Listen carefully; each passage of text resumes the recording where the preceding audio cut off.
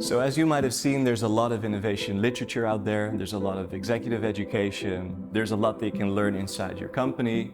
But what we found is that we would love to have a model where on Monday morning, 9 a.m., as a leadership team or as an innovator, that you know what to do and how to measure your innovation efforts.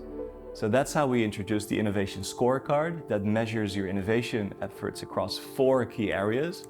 The first one is culture.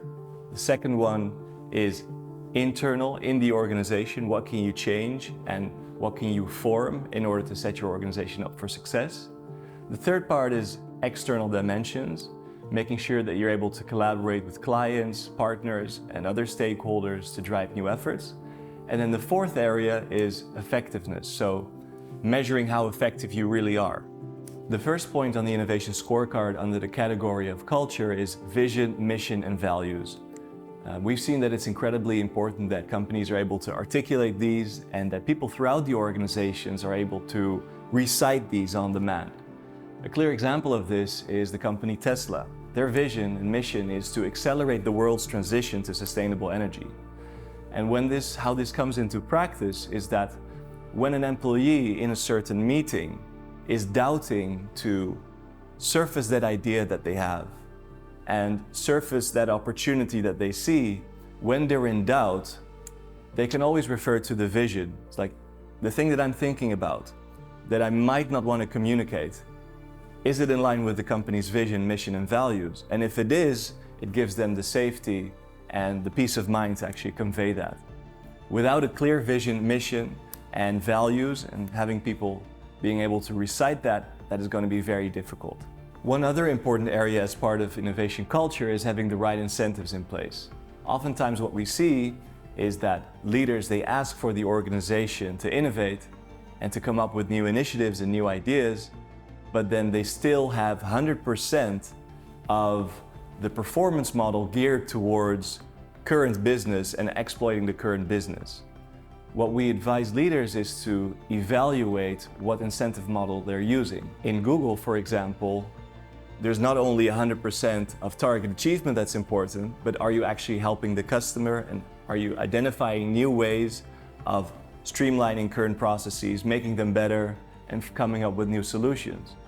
If you have those attributes as part of your performance model, you can have people open up to new things. And it sends a strong signal throughout the organization if not 100% of your performance model is just driving revenue or hard KPIs. A second area where you can drive innovation efforts is internally in the organization, so setting the organization up for success. As part of that, one technique is having multiple paths to yes. And this means that if a person has a beautiful idea, a great idea at the bottom of the organization, but by chance they're not able to get along with, let's say, a senior leader or one manager in their reporting chain, they have multiple areas in the organization where they can pitch their idea and get support for their idea. And this is vital because if you look at, for example, the venture capital industry, if you look at Airbnb, they took 10, 20, maybe even 30 investors that said no. But we all know today it's $1 billion company.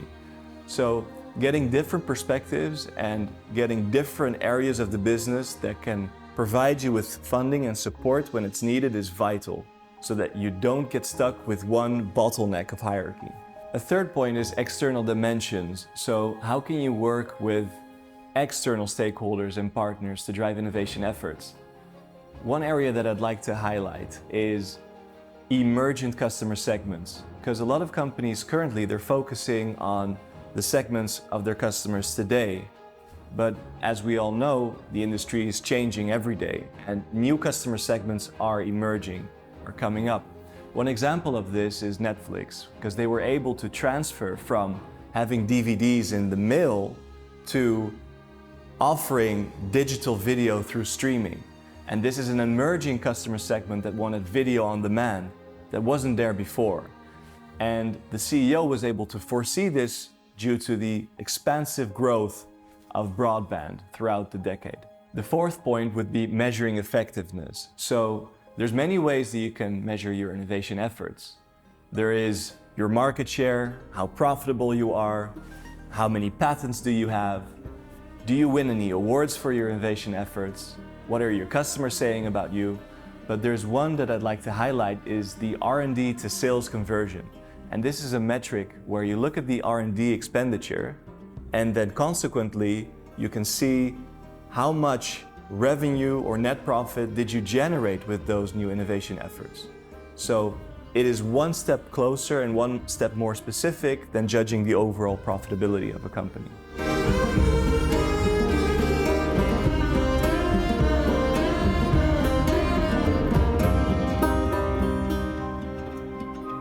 One vital area of leading for innovation is measuring your innovation effectiveness. And it can take a year, 2 years, or 3 years before you get to the return on investment, the return on net assets, or the internal rate of return. All those financial and monetary metrics don't apply yet. So how will you measure your innovation efforts in the short run?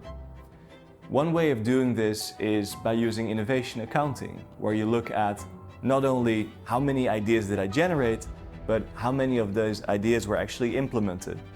How many hypotheses did you develop, and how many of those did you prove or refute? How many customer experiments did you actually conduct, and how many of those were successful?